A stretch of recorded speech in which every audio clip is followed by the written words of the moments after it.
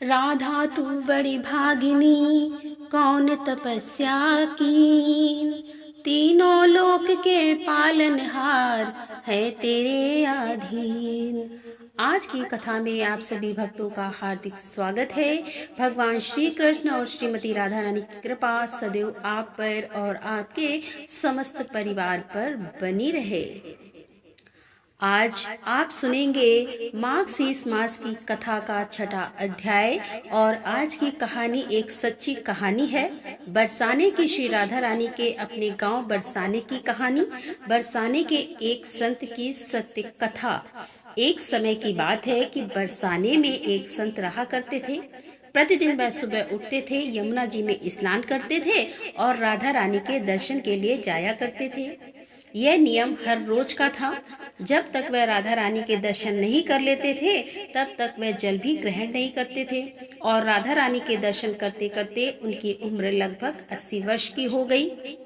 जब एक दिन वह सुबह उठे और प्रतिदिन की तरह ही उठकर वह यमुना में स्नान करने गए, फिर राधा रानी के दर्शन को चले गए। मंदिर के पट खुले और राधा रानी के वह दर्शन करने लगे। दर्शन करते करते ही उनके मन में यह भाव आया कि मुझे राधा रानी के दर्शन करते करते आज 80 वर्ष हो गए हैं, लेकिन मैंने आज तक राधा रानी को कोई भी वस्त्र नहीं चढ़ाया। लोग राधा रानी के लिए कोई नारियल लाता है, कोई चुनरिया लाता है, कोई चूड़ी लाता है, कोई बिंदी लेकर आता है, कोई साड़ी लाता है, कोई लहंगा लाता है और कोई लहंगा चुंडी लेकर आता है, लेकिन मैंने तो आज तक अपनी राधा रानी को कुछ भी नहीं चढ़ाया। यह विचार संत जी के मन में आया कि जब सभी मेरी राधा रानी के लिए कुछ न कुछ लेकर आते हैं तो मैं भी अपनी राधा रानी के लिए कुछ न कुछ जरूर लेकर जाऊंगा। फिर संत ने अपने मन में कहा, लेकिन क्या लाऊं जिससे कि मेरी राधा रानी खुश हो जाए। अब संत जी सोचते सोचते अपनी कुटिया में आ गए। सारी रात सोचते सोचते सुबह हो गई। उठे और उठकर स्नान किया और आज अपनी कुटिया में ही राधा रानी के दर्शन पूजन किए। दर्शन के बाद माघ शीस मास में जाकर सबसे सुंदर वाला लहंगा चुनरिया का कपड़ा लाए और अपनी कुटिया में आकर के अपने ही हाथों से लहंगा चुनरिया को सिला और सुंदर से सुंदर उस लहंगे चुनरी में गोटा लगाए। फिर जब पूरी तरह से लहंगा चुनरी को तैयार कर लिया तो मन में सोचा कि इस लहंगा चुनरी में मैं अपनी राधा रानी को पहनाऊंगा तो मेरी राधा रानी बहुत सुंदर लगेगी। ये सोच करके आज संत जी उस लहंगा और चुनरी को लेकर राधा रानी के मंदिर को चले। मंदिर की सीढ़ियां चढ़ने लगे और अपने मन में सोच रहे थे कि आज मेरे हाथों के बनाए हुए लहंगा और चुनरी राधा रानी को पहनाऊंगा तो मेरी लाडली खूब सुंदर लगेगी। यह सोचते सोचते वह सीढ़ियां चढ़ते रहे। इतने में ही एक बरसाना की लड़की लाली आई और बाबा से कहती है कि बाबा बाबा, आज तो आप बहुत ही खुश, क्या बात है बाबा बताओ ना। तो बाबा ने कहा, आज मैं तो बहुत खुश हूँ क्योंकि आज मैं अपने हाथों से राधा रानी के लिए लहंगा और चुनरी बना कर लाया हूँ। इस लहंगा और चुनरी को राधा रानी जी को पहनाऊंगा और मेरी राधा रानी बहुत सुंदर दिखेगी। संत जी की बातें सुनकर लाली ने कहा, बाबा बाबा मुझे भी दिखाओ ना, आपने लहंगा चुनरी कैसे बनाई है। जब लाली जिद करने लगी तो संत जी ने उसे लहंगा और चुनरी दिखाया। चुनरी लेकर वो लड़की बोली, बाबा यह लहंगा चुनरी तो तुम मुझे दे दो, राधा रानी के पास तो बहुत सारी पोशाकें हैं। तो महात्मा बोले कि बेटी तुमको मैं दूसरी बाजार से दिलवा दूंगा, यह तो मैं अपने हाथों से बनाकर राधा रानी के लिए ही लेकर जा रहा हूँ, तुमको मैं कोई और दूसरा दिलवा दूंगा। लेकिन उस छोटी सी बालिका ने बाबा का दुपट्टा पकड़ लिया। बाबा यह मुझे दे दो, पर संत भी जिद करने लगे कि दूसरी दिलवा दूंगा। लेकिन वह बच्ची भी इतनी तेज थी कि संत से हाथ छुड़वाकर लहंगा चुनरी को छीन कर भाग गई। अब तो बाबा को बहुत ही दुख लगा कि मैंने आज तक राधा रानी को कुछ नहीं चढ़ाया, लेकिन जब लेकर आया तो लाली लेकर भाग गई। मेरा तो जीवन ही खराब है, अब क्या करूँगा। यह सोच करके संत उसी सीढ़ियों में बैठे बैठे ही रोने लगे। इतने में कुछ संत वहां आए और पूछा, क्या बात है बाबा, आप रो क्यों रहे हो। बाबा ने उन संतों को पूरी बात बताई। संतों ने बाबा को समझाया और कहा कि आप दुखी मत हो, कल दूसरी लहंगा चुनरी बनाकर राधा रानी को पहना देना। चलो राधा रानी के दर्शन कर लेते हैं। इस प्रकार संतों ने बाबा को समझाया और राधा रानी के दर्शन को लेकर चले गए। अब रोना तो बंद हो गया, लेकिन मन बहुत खराब था।